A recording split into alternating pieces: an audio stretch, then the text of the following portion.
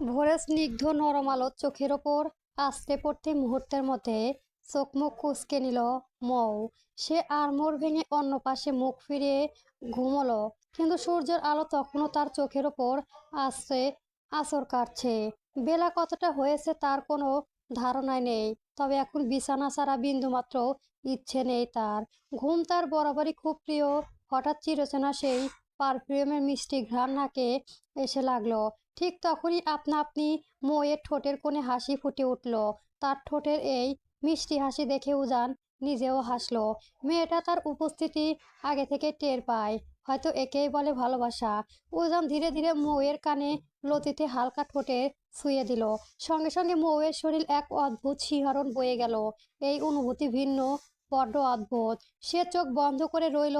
ঠিক তখনই কানের কাছে ভেসে এলো সেই পরিচিত ভারী কণ্ঠের স্বর। মিসেস সুজান চৌধুরী, প্লিজ ওঠেন না এবার। আপনার অপেক্ষায় কেউ একজন না খেয়ে বসে আছে। সঙ্গে সঙ্গে মৌ তাড়াহুড়ি করে উঠে বসলো।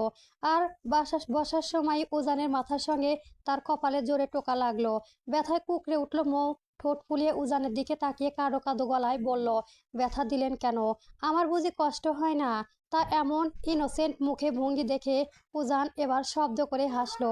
মেয়েটা এমন চাহনি, এমন মুগ্ধময় কথা আর পাগলামি তাকে বরাবরই ঘরোয়া করে।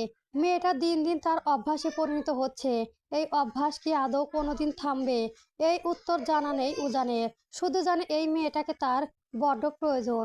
হঠাৎ উজানের কণ্ঠ প্রতিধ্বনি হলো, এইটুকু ব্যথা সহ্য করতে পারবে না?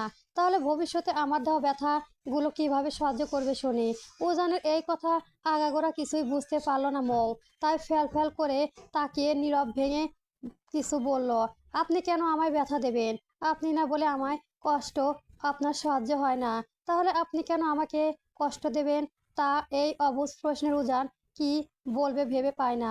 মেয়েটা কেন অবুঝ? এই অবুঝ প্রায় তো তাদের মাঝখানে দৃশ্য এক দূরত্ব তৈরি করে রেখেছে। উজান দীর্ঘশ্বাস ফেলে বিড়বিড় করলো, বুঝতে পারছি আমার মিসেসের মধ্যে এখনো ম্যাচিউরিটি আসেনি। মাহবুব জানে আর কত অপেক্ষা করতে হবে আমাকে। মাহবুব এবার আমাকে মিসেসকে সঠিক বুদ্ধি দাও। মৌ নিভু নিভু দৃষ্টিতে তাকিয়ে ফিসফিস করে জিজ্ঞেস করলো, কিছু বললেন? উজান মাথা চুকাতে চুকাতে উত্তর দিল, কিছু না। চলেন এবার ব্রেকফাস্ট করে কলেজে যেতে হবে। 2 দিন পর পরীক্ষা, অথচ আপনার সিলেবাস নিয়ে কোনো ভ্রুক্ষেপ নেই। লোককে যদি শোনে প্রফেসর উজান চৌধুরী ওয়াইফ ফালতু, তখন আমার মান সম্মান থাকবে? একটু তো পড়াশোনা করুন ম্যাডাম, অন্তত 5 নাম্বার তো তুলবেন। মৌ তবুও কিছুক্ষণ বোকার মতো তাকিয়ে রইল। তা দেখে উজান ধমক দিতে সে তাড়াহুড়ি করে ফ্রেশ হতে চলে গেল। প্রায় মিনিট 20 পর মৌ শাওয়ার নিয়ে বেরিয়ে এলো। তাকে এভাবে ঝটপট শাওয়ার নিতে বের হতে দেখে উজান খানিকটা অবাক হলো, কারণ মেয়েটার কাছে শাওয়ার নেওয়ার মানে চরম বিরক্তি। আজ না বলতে সে নিজে থেকে শাওয়ার নিয়ে এসেছে। মৌ কলেজের ড্রেস পরে বের হলো। ভেজা চুলগুলো নিয়ে উজানের সামনে দাঁড়িয়ে গেল সে। উজান তৃপ্তি হাসি হেসে মৌয়ের চুলগুলো হেয়ার ড্রায়ার দিয়ে শুকিয়ে দিতে দিতে বিড়বিড় করে, মিসেস চৌধুরী, রাতে আমাদের মধ্যে কি কিছু কিছু হয়েছে? না মানে এত সকাল সকাল শাওয়ার নিয়ে যে তাই জিজ্ঞেস করছি। তার কথা মৌ লজ্জায় কুঁকড়ে গেল। সে লজ্জা রাঙে মুখের দিকে তাকিয়ে উজানের ঠোঁটের কোণে এক চিলেতে হাসি ফুটিয়ে উঠল। চুল বাঁধা শেষ হলে উজান নিজের ব্যাগ নিয়ে রুম থেকে বেরিয়ে গেল। আর মৌ তার আগে আগে হাঁটতে লাগলো। হঠাৎ মৌ 2 কদম এগিয়ে গিয়ে আবার পিছিয়ে এলো। উজানের মুখোমুখি দাঁড়িয়ে চোখ রাঙালো, এই যে, ওয়েট। আপনি কাল রাতে কোথায় গিয়েছিলেন?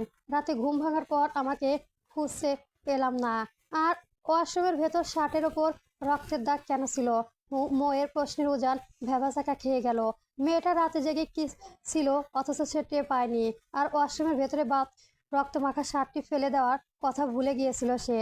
এখন এই প্রশ্নের উত্তর কি দেবে? সে বড় বড় শ্বাস ফেলে নিজেকে স্বাভাবিক করার চেষ্টা করলো। হোপ ইডিয়েট, ও রক্তমাখা শার্ট ছিল না, রগের দাঁত ছিল। বেশ পাকামো করতে এলে দাঁত ভেঙে ফেলবো একদম।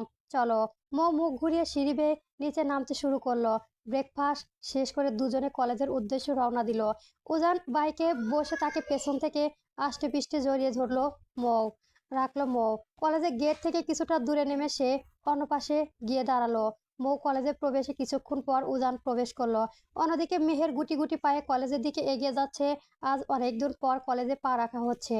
2 দিন পর পরীক্ষা, সেই নিয়ে তার দুশ্চিন্তা অন্ত নেই। এর মাঝে হঠাৎ কারো শক্ত বুকের সাথে সজোরে ধাক্কা খেলো সে। এত তাড়াহুড়া ছিল যে সামনে কে আছে খেয়ালই নেই। ভীতু মুখের সামনে লোকটির দিকে তাকাতেই সে চমকে উঠল। সামনে বিধ্বস্ত অবস্থায় ইফাত দাঁড়িয়ে আছে। মানুষটার মধ্যে আকাশ পাতাল তফাৎ হয়ে গেছে। সে আগের সৌন্দর্য আর নেই। ঠোঁট দুটো কালো কুচকুচে হয়ে আছে। মেহেরের আর বুঝতে বাকি রইল না কেন তার এমন অবস্থা। তার মুখের দিকে তাকিয়ে মেহেরের বুকে কেঁপে উঠল। একটা ছেলে যে সামান্য মেয়ের জন্য নিজের এমন বেহালা দশা করতে পারবে তা তার ধারণাতেও ছিল না। ইচ্ছে করছিল পাশ কাটিয়ে চলে যেতে, কিন্তু পা যেন নড়ছে না। হঠাৎ ইফাত তার হাত ধরে নিজের হাতে ভাঁজে ঢুকিয়ে সামনের দিকে এগোতে লাগলো। যেখানে তার হাত সরিয়ে দেওয়ার কথা ছিল সেখানে মিহিরের মনে এক অদ্ভুত অনুভূতি হচ্ছে। কেন এমন হচ্ছে তা সে নিজেও জানে না, তবে মনে হচ্ছে বহু বছর ধরে কোনো আপন মানুষের সন্ধিকট এসেছে। ইফাত মেহেরের দিকে তাকিয়ে মৃদুস্বরে আওড়ালো, কেন, কেমন আছো ফুলকন্যা? জি ভালো আছি, এতটুকুই উত্তর দিয়ে মেহের চুপ হয়ে গেল। অতঃপর সে নিজেও ইফাতের দিকে তাকিয়ে মৃদু স্বরে জিজ্ঞেস করলো, আপনি কেমন আছেন মিস্টার ইফাত? অসহায় দৃষ্টিতে তাকিয়ে রইল। ইস, কপালে বিন্দু বিন্দু ঘামে জমে থাকা এই মেয়েটার মুখের দিকে তাকালে যেন তার সকল দুঃখ মুছে যায়। কিন্তু এই মেয়েকে নিজের করে পাওয়া কি আদৌ সম্ভব? সে তপ্ত শ্বাস ফেলল। যেহেতু বেঁচে আছি সেহেতু ভালোই আছে। তাজমহলের সৌন্দর্য কখনো বুঝতে যায় না, সেটা আসলে একটা কবর। কথাটা যেন মেহেরের মাথায় বজ্রপাত করলো। মানুষটা চোখের দিকে তাকানো আর সাহস হলো না। তার সাথে সাথে চোখ নামিয়ে নিল। কতটা কষ্ট পেলে মানুষ নিজেকে এভাবে উপস্থাপনা করতে পারে, কিন্তু সেই বা এখন কি করবে? সে তো নিজের অন্ধকার অতীত ফেলে এসেছে, এখন কিভাবে এই মানুষটাকে সঙ্গে নতুন ঘর বাঁধবে? এটা তো অসম্ভব। মেহেরকে চুপ থাকতে দেখে ইফাত আবারও নিচু স্বরে আহাজারি জানালো, ফুলকন্যা আজকের দিনটা কি আমাকে দেবে তুমি? প্লিজ আর কখনো এমন আবদার নিয়ে আমার তোমার সামনে আসবো না, কথা দিচ্ছি। মেহের এক পলক ইফাতের দিকে তাকালো। লোকটা চোখে কোনো স্পষ্ট অসহায় চাহনি। মেহেরের তীব্র ইচ্ছে দূর থেকে পালিয়ে যাওয়া, কিন্তু আজ তার শরীর যেন আর সঙ্গ দিচ্ছে না। মন বলেছে এই মানুষটিকে কাছে থেকে যাওয়া, কি মস্তিষ্ক বলেছে এটা কোনোদিনও সম্ভব নয়। মেহের না চাইতেও ইফাতের কথায় রাজি হলো। কেন রাজি হলো সেটা সে নিজেও জানে না, তবে এইটুকু বিশ্বাস তার আছে, এই মানুষটার সঙ্গে থাকলে অন্তত পৃথিবীর কোনো কিছুই তাকে আঘাত করতে পারবে না। ইফাত মুচকি হেসে মেহেরকে নিজের বাইকের কাছে নিয়ে গেল। মেহের দ্বিধা নিয়েই বাইকের পেছনে বসলো। তাকে ইতস্তত বোধ করতে দেখে ইফাত মৃদু হাসলো, টেনশন নিও না, কিছু হবে না। আর আমাকে ধরে বসো, নয়তো পড়ে যাবে।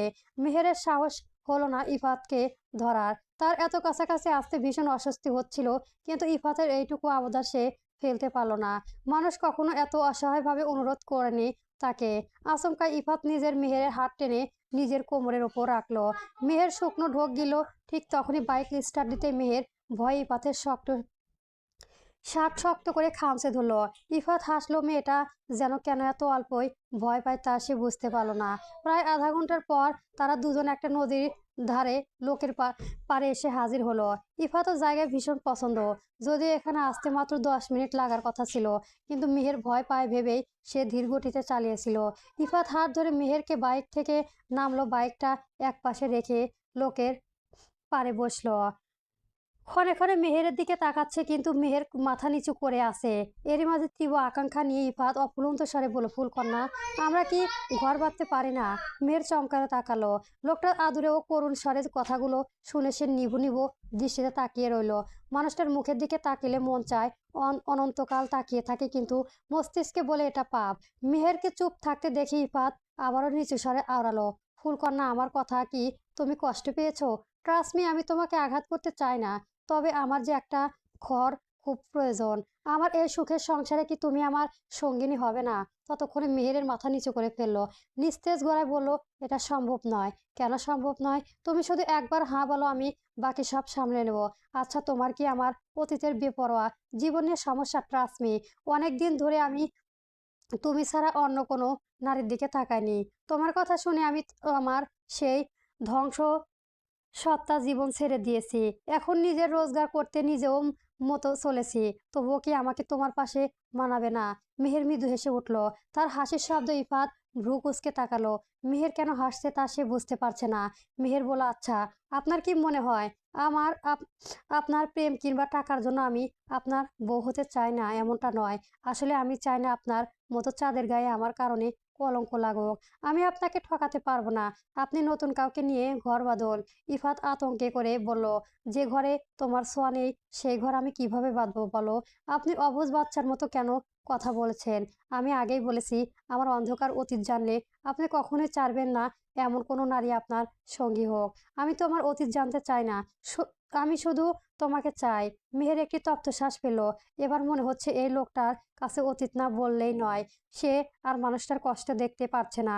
যদিও মেহের খুব ভালো করে জানে তার অতীত শুনে ইফাত কখনো তাকে বউ বানানোর কথা ভাববে না। তখন হয়তো সে তার পিছু ছাড়বে। ঠিক তখনই ইফাত তাকে একটা প্যাকেট দিল। মেহের অবাক হলো। ইফাত মুচকি হেসে প্যাকেটটা নিতে বলল, কিন্তু মেহের হাত বাড়ালো না। ইফাত নিজের প্যাকেটটি তার হাতে গুজে দিল। মেহের বিস্ময় নিয়ে জিজ্ঞেস করলো, এটা কি? আমার প্রথম উপার্জনের টাকায় আমার ফুলকণার জন্য বিয়ের শাড়ি কিনেছি। যদিও তোমার দামি নয়, কিন্তু এটা পরে তুমি আমার বউ হবে। মেহের প্যাকেটটা আবার ইফাতের হাতে দিয়ে চোখে চোখ রেখে বলল, শেষ পরীক্ষা দিন আমি আপনাদের বাসায় যাব আমার মামুনির সাথে দেখা করতে। সেই রাতটায় সেখানেই থাকবো। তারপর আপনাকে আমার জীবনের সে জঘন্য অতীত খুলে বলবো। এরপরও যদি আপনার মনে হয় আপনি আমাকে চান, তবে আমি এই শাড়িটা নেব। ততদিন এটা আপনার কাছে রাখুন। আমি জানি সেই দিন শোনার পর আপনিও বলবেন এটা সম্ভব নয়। তবু আমি সেই দিন আপনাকে সব বলবো। আমি জানতে চাই না তোমার অতীত। আমি তোমাকে এমনভাবে বউ বানাতে চাই। তবে তুমি যেহেতু আমাকে চ্যালেঞ্জ করছো, তাহলে আমিও তোমাকে দেখিয়ে দেব ইফাত চৌধুরী তোমার যে অতীতে অতিথি থাক না কেন তোমাকে বউ বানিয়ে ছাড়বে। মেহের ইফাতের চোখের দিকে তাকালো। আচমকায় তার দু চোখ বেয়ে দু ফোঁটা তপ্ত অশ্রু গড়িয়ে পড়লো। এই মানুষটা নিজের মুখে যতটা সহজভাবে, যতখানি জোর দিয়ে বলেছে, বাস্তবতা কি আদৌ এতটা সহজ হবে? মেহেরের জানা নেই তার ভেতরে অতীত যে বড় অন্ধকার, বড় ক্ষতিবৃক্ষ। মেহেরও অভাবে নীরবে কাঁদতে দেখে ইফাত বুকের ভেতরটা মোচড় দিয়ে উঠলো। সে আর নিজেকে সামলাতে পারলো না। আচমকা মেহেরের কোমর জড়িয়ে ধরে এক ঝটকায় তাকে নিজের বুকে একদম কাছাকাছি টেনে নিল। মেহের মৃদু হেসে আচমকা উঠেও নিজেকে সরিয়ে নিল। ইফাত নিজের হাতে বৃদ্ধা আঙুলি দিয়ে অত্যন্ত পরম মায়ায় মেহেরের গলা থেকে সেই অশ্রুবিন্দু মুছে দিল। তারপর এক বুক ভালোবাসা নিয়ে ফিসফিসিয়ে আওড়ালো, ফুলকন্যা কেঁদো না প্লিজ। তোমার চোখে অশ্রু আমার বুকটা ঝাঁঝরা করে দেয়। সব ঠিক হয়ে যাবে, দেখো, জাস্ট আর কয়েকটা দিন, তারপর তোমায় বউ করে নিয়ে যাব। পরবর্তী গল্প পেতে আমার চ্যানেলটি সবার আগে সাবস্ক্রাইব করে রাখবেন। ধন্যবাদ। গল্প প্রফেসর উজান চৌধুরী। চলবে।